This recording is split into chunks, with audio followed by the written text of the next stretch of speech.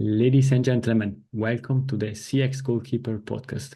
Today, I am really thrilled to have Mark Slatin on my podcast because it's a recurring guest and I'm super happy that you accepted this invitation again. Hi, Mark. How are you? Hey, Greg, thank you so much for having me. It's such an honor and a privilege to be back on your show. It's great. And then really let's kick off our discussion because I am following you on LinkedIn. I saw the growth of your podcast, all what you did in the last few months, few years also with your masterclass and teaching at university and so on. And therefore, really let's kick off this discussion. But before we start deep diving into customer experience topics, let's learn more about you. Mark, could you please introduce yourself? Sure. Mark Slatin. I am a CCXP, a Certified Customer Experience Professional. I live in Lewis, a small town called Lewis, Delaware, on the East Coast of the U.S. And I am a consultant who started a consulting business after working and leading and launching a CX practice at a bank in the Mid-Atlantic. And now, as you mentioned, I'm on the faculty of Michigan State University, who has the first Master's of Science degree program in customer experience management. I'm really honored to be part of the faculty there, teaching in a 20-month, 15-class program. I also have a podcast, as you mentioned, called the Delighted Customers Podcast. And really what I focus on, most of my efforts are on the Trusted Guide Roadmap Masterclass that I offer 4 times a year. Thank you very much for this introduction. And to the audience, as usual, you will find all this information also in the show notes with the links to what Mark shared with us. Which values drive you in life? So I talk a lot about trust and becoming trustworthy, and I think that's probably the overriding one that value in terms of customer experience. I am motivated by customer experience management because I believe that the experiences that we have, whether it's a hospital, whether it's a business, whether it's a government agency, I really do believe those have a huge impact and a ripple effect on our lives. And if you think about the experience you have just going to the cafe, whether it's good or bad, it could change the trajectory of your day. And then that affects others around you. So I believe what we do is a really, really big deal. Thank you very much. And I think this is also very linked to what we are doing in the customer experience field, building relationship with our customer. But now let's kick off the game and start discussing about this fascinating topic. What do you see as the biggest challenge for CX leaders? So for me, it keeps coming back to this one thing. We've done research. I was on the board of the Customer Experience Professionals Association. I remember we got presented with some research of CXPA members, and the overriding number one was getting executive buy-in. And I've seen that over and over again as the number one issue for CX leaders. I think this is also a topic that we are all facing as soon as we are working in corporates. Do you see this as a new phenomenon or something that's lasting since years? What's your view on that? Yeah, Greg, I think it's really been an evolution. I think when CX started to become a discipline, a formal discipline, maybe 12 to 15 years ago, somewhere in that range, it was a shiny new object in a lot of ways. And companies like Zappos and Amazon and Ritz, Apple, Intuit and Fidelity, USAA, these are companies that were performing really well, but also gave a lot of attention and focus to customer experience. So other companies, banks, insurance companies, what have you, have all followed suit. They got on the bandwagon and they started to install CX departments, CX teams looking for leaders. And I think the evolution now is like any other part of an organization, any department competing for energy, resources, dollars. CX, we came in as a stepchild. We were not a non-negotiable department. We were the new thing. And the honeymoon period for most organizations, or at least for the industry. Maybe not true in your organization, but I think for the industry, the honeymoon period is now over, and CEOs and C-suite leaders have focused their attention on other things. So we've seen, I think, to me, from industry-wide, I think, particularly in the United States and maybe some other Western countries and Europe, have slowed down in that regard. We also have seen an increase globally in some smaller countries, less likely countries that you wouldn't think about, and countries in the continent of Africa that where it's grown. But that's my perception. Others may have a different view. Yeah, and I can confirm that also for Europe, what you are saying, I see that in my discussion with colleagues, friends, and in the CX field in Europe, it's always a battle to make understandable to the C-suite why we are here, what we are doing, and so on. And what I see is also we know that in the USA you have big inflation, corporates are struggling, but also in Europe we have a similar situation where now costs are again extremely important. And I see that the first place where companies are looking at where to save money is in the CX departments. And therefore I really see this topic, this problem. What do you see as the underlying cause? Yeah, I think there's a number of different things that happen. Part of it goes back to what I was sharing before about kind of being the new kid on the block, so to speak. The last in, first out concept never really got roots in the organization. And there's a number of reasons for that. I think when a CEO isn't fully committed to CX, you don't know that initially. You don't know, you only really find out commitment, and you don't find that out until there's sacrifice. When there's sacrifice required, something else you value that you have to give up in order to do something else, that shows me a level of commitment.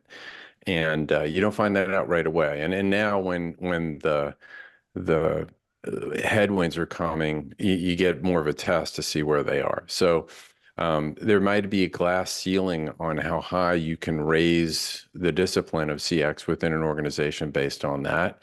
On the other hand, I will say that from my experience, let's make sure we don't blame it unnecessarily on the CEO or the C-suite. Maybe we haven't done our job.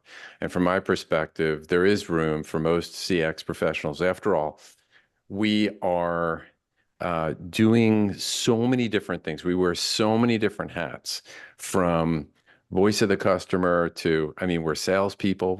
We're selling through influence. And we are mathematicians one day, we're accountants the next, we're researchers the next. You're trying to make decisions from a senior management position. So nobody really comes to the job with all of those different skill sets. So we're having to learn, and the least of which I didn't even mention, which is, financial analysis. And so what we hear a lot of is on that point is, well, CX leaders haven't proven the ROI of CX. It's one of the most common reasons given for failure of programs. And I would say that it's critical for CX leaders to get sharper at understanding ROI and how to communicate, not specifically the numbers. In the course I teach, we have net revenue retention and statistical inference, net promoter score, different models moving to a lower cost channel. Those are all important to know, right? But proving the value of CX is bigger than that. It's you having a CX roadmap. It's you establishing relationships with key stakeholders that require a long-term view, a strategic approach. And so they haven't earned trust. They choose to be the hero too often. And they, meaning me too, as a CX leader, I've made all these mistakes. And then not having this roadmap, and then not being able to demonstrate the value in a way that the C-suite cares about interpreting data. Yes, and perhaps if you allow me to share also Yeah. another view on that, what you said, I fully agree, but I state it normally in a bit different way because I see these CX teams, and let's be honest, brutal honest, 3, 4, 5 people for a company of 2,000 people. And they start saying, we are responsible, as you said, for voice of the customer. We are responsible for employee experiences, and therefore trying to work together with HR. We are responsible for process management because we need to align processes and experiences together and ensure that customers see, feels, and so on, everything what the company is doing. We need to be part of the financial discussion, and therefore I think the CX professional is trying to have too many hats. Is not the CFO, or the team are not the CFO, they are not HR and so on, they are not marketing and so on. And these are established discipline, as you said, which started 10, 15 years ago, but they were always there. And instead of trying to do a bit of everything, as you said, focusing on which value I'm delivering with a clear roadmap, what I can do, and so on. I think this will be the key in future. And what's your view? Why is that such a big deal? Everything what we discussed.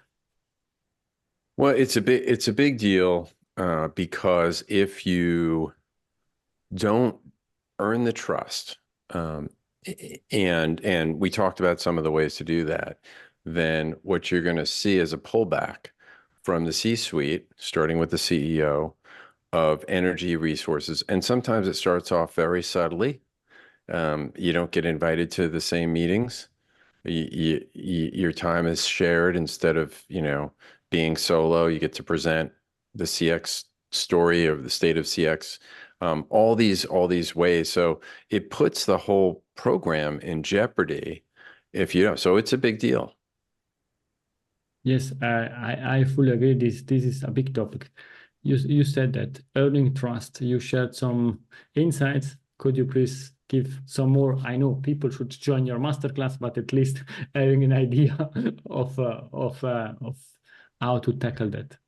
Yeah. So even just to frame out like what you and I were just talking about, and we talked about key stakeholders, right? Because even if the CEO is busy person, they are involved in so many things that we're not even aware of, right? Reputational risks and mergers and acquisitions, things like that. We don't even know what's going on. So for a moment that we're not prioritized, I know I was pretty impatient.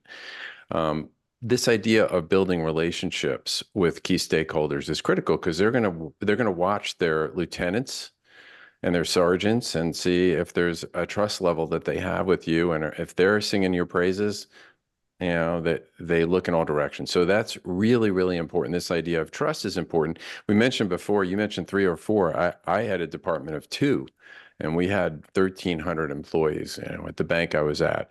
And that's not uncommon. Some places only have 1. And so we have small budgets.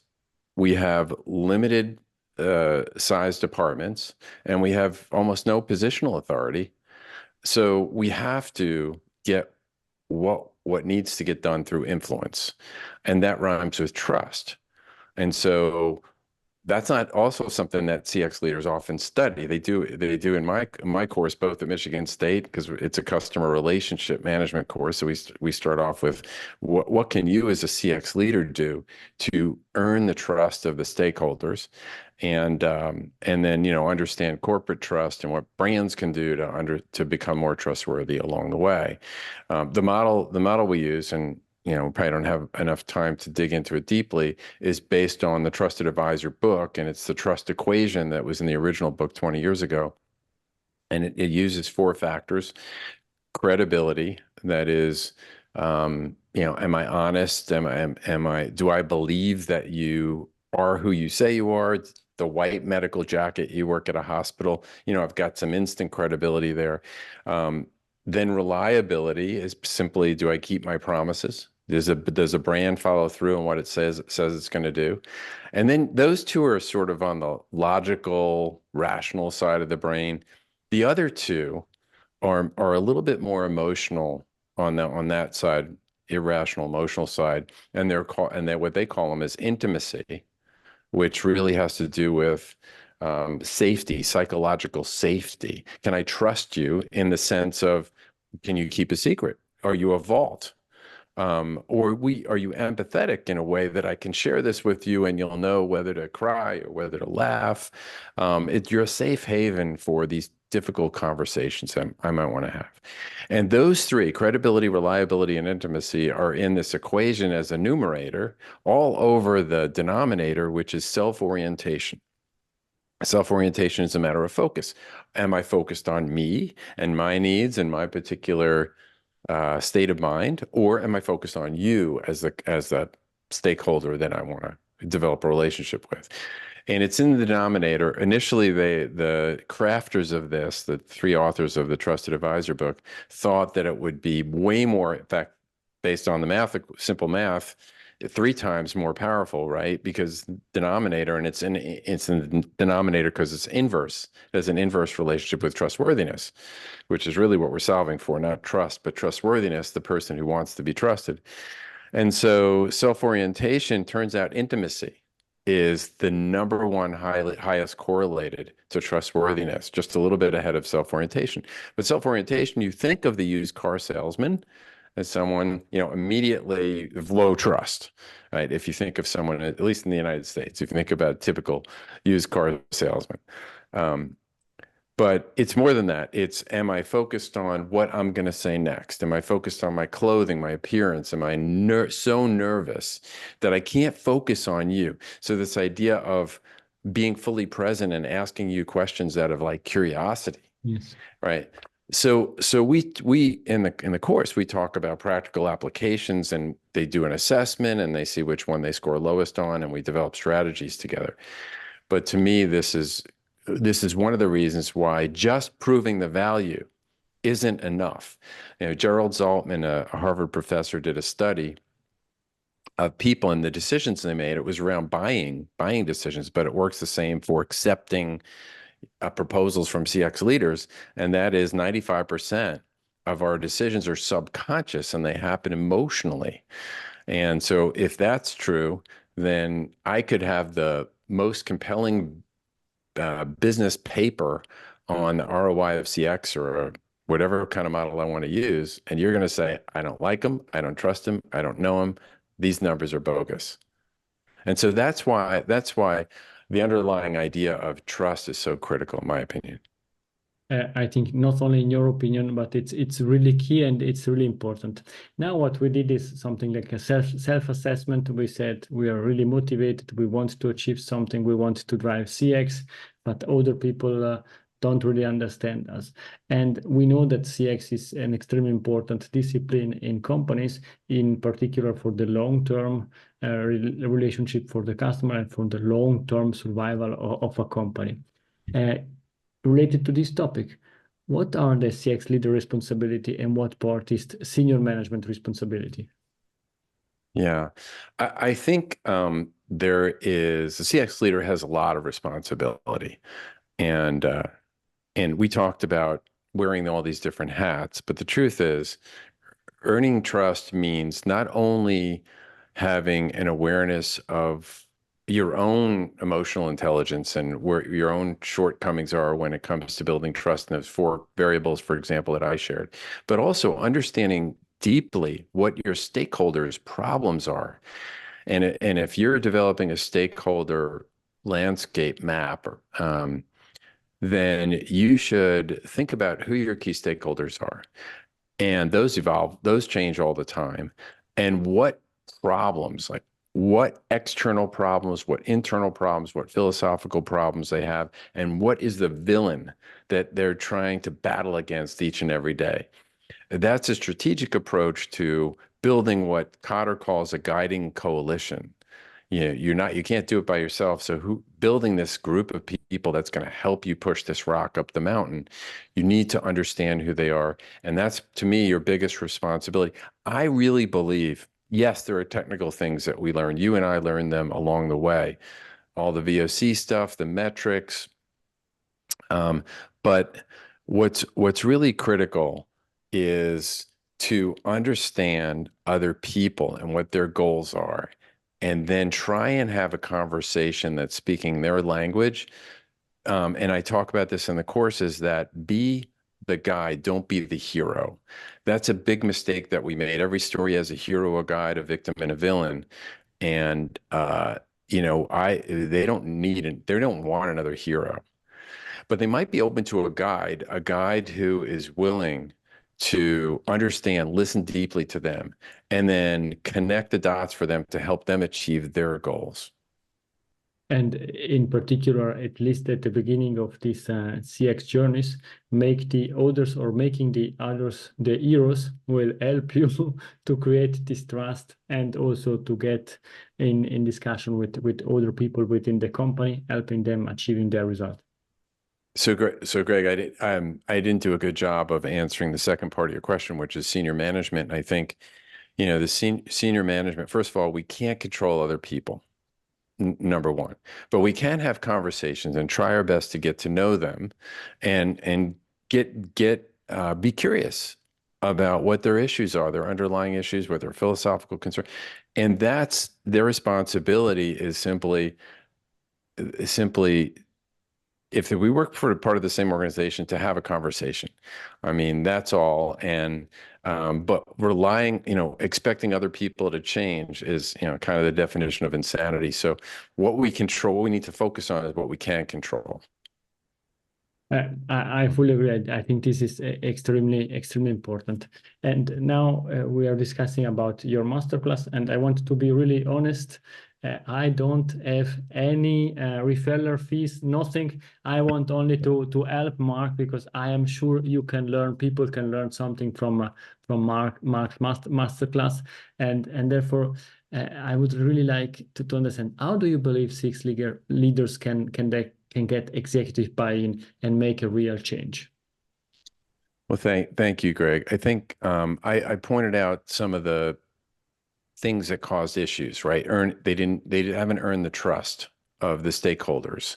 They act like the hero instead of the guide. They don't have a plan, and they haven't proven the ROI of CX. So the course I built addresses all four of those things, and it's the one I wish I had when I was a CX leader.